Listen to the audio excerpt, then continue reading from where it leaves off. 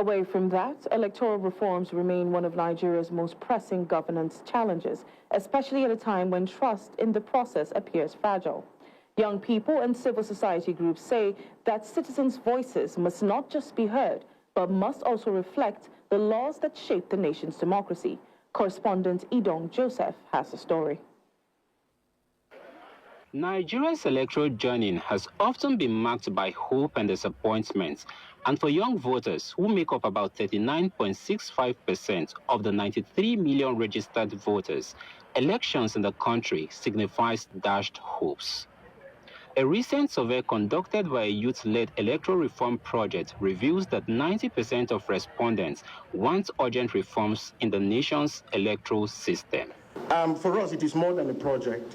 It's a campaign for ownership. It is about transforming the numerical strength of young Nigeria into the real political influence and ensuring that the legal framework governing elections are not abstract documents, but living guarantees of fairness, inclusion, and of course, of integrity.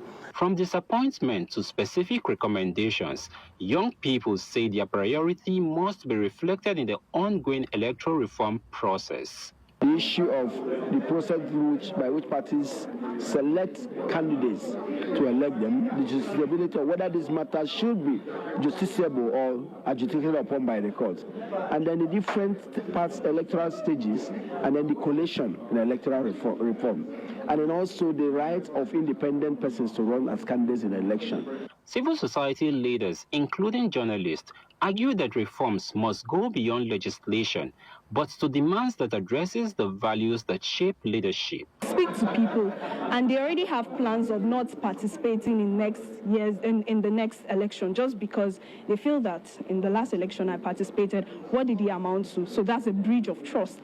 Journalists have a problem reporting what they see at the field because they may not leave that field alive, and it's dangerous because you cannot report underage voting in certain areas. You cannot report ballot snatching in certain areas, and perhaps you see police standing by and doing nothing or aiding and abetting, and you can't report that because your life is in danger.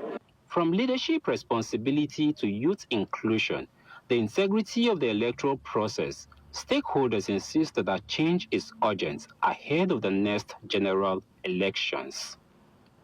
In Abuja for News Central, Idong Joseph.